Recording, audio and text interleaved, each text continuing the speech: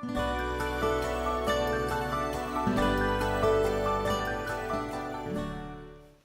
everyone, it's good to see you. It is February the 14th.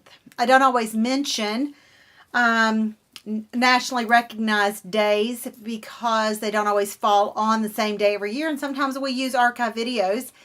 But February the 14th is always Valentine's Day, and it's a hard day for some. Some days for some others it's a joyous day. Not sure where you land on either one of those, but please know that you are holy and dearly loved. Someone loved you enough to die for your life so that you could have eternal life with him in glory, and has a perfect plan for you, and I hope you feel that love today. We are focusing on Numbers 9, verse 17. And might I say this, I was loading our text for the video, for the message lesson today. I'll get the right word in a minute. The lesson today. And I noticed that in its placeholder was last year's lesson. And the key verse there was the same key verse. And I went, oh, I didn't even know that I had used the same key verse as I had in the previous year. And then it just tickled me that I can use the same key verse and get a different message. That thrills my soul, because it is the very thing that I teach and preach all the time here on Read Through the Word. That we can read this word over and over and over again, and every time we are going to get a different message. Wow, that is truly amazing. So let's talk about this verse. Whenever the cloud lifted from over the sacred tent, and this is the tent of meeting, remember, or the tabernacle, the people of Israel would break camp and follow it. And whenever the cloud settled, the people of Israel would set up camp. Now, I don't know about you, but I really require at least a 24-hour notice before I want to pack up and go somewhere. And honestly, a little bit more than 24 hours, but 24 hours, I could probably be ready to go in 24 hours. You have to understand what God was telling them. We have to, not just me, not you. We have to understand what God was telling this group of people, and the impact of this. This was not a group of 50 or 60 people, 100 people, 200 people. It's close to 1 million people. The people group is huge. Can you imagine getting them all up and moving out in another direction? I truly cannot imagine what the feat that took. And this is what God expected of them. He expected them not to get comfortable. Basically, he is announcing, we're moving at any given time. Whenever I see fit, we're moving. Don't get comfortable. We're going places. We're moving ahead. Don't get comfortable. And be ready to go at any time of the day or night. Be ready to go.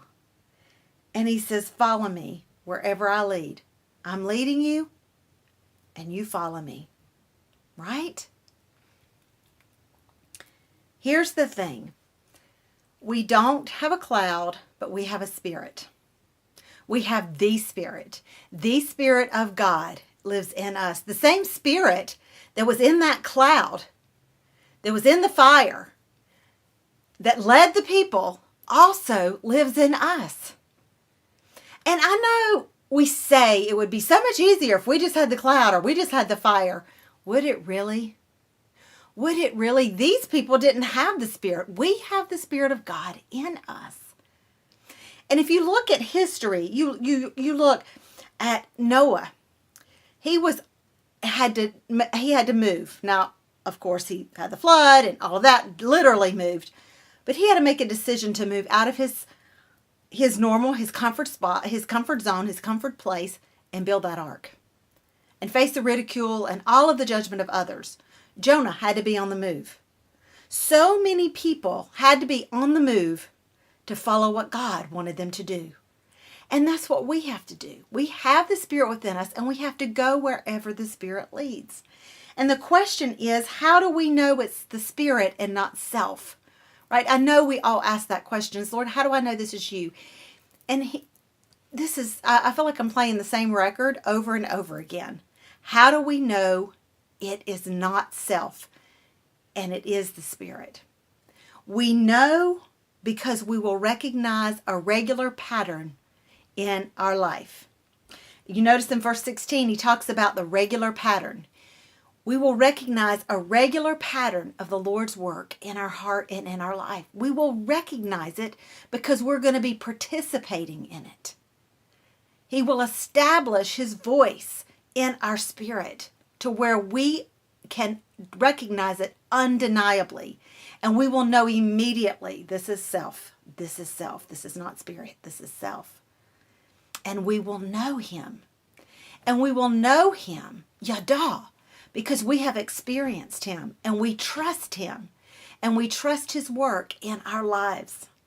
And we trust his work in us, but also what he's doing around us. We'll be able to see him with our spirit eyes.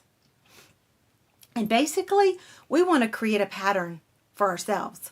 We want to create a pattern of obedience. When we learn his pattern and the way he speaks to us and the way that he works in our lives, we want to create a pattern in our lives of obedience in what he calls us to do. So basically, we don't want to get comfortable because we want to go wherever he leads us to go. Now, you all know that I'm a hymn girl. I am a hymn girl. I love my hymns. I love my contemporary music, but I love my hymns. Wherever he leads, I'll go.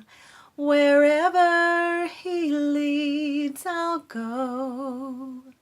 I'll follow my Christ who loves me so. Wherever he leads, I'll go. Why don't you worship him today and make a commitment anew that you'll follow him wherever he leads, that you won't get comfortable, that your bags will be packed and ready to go, even if it's less than a 24-hour notice. We'll see you tomorrow on Read Through the Word.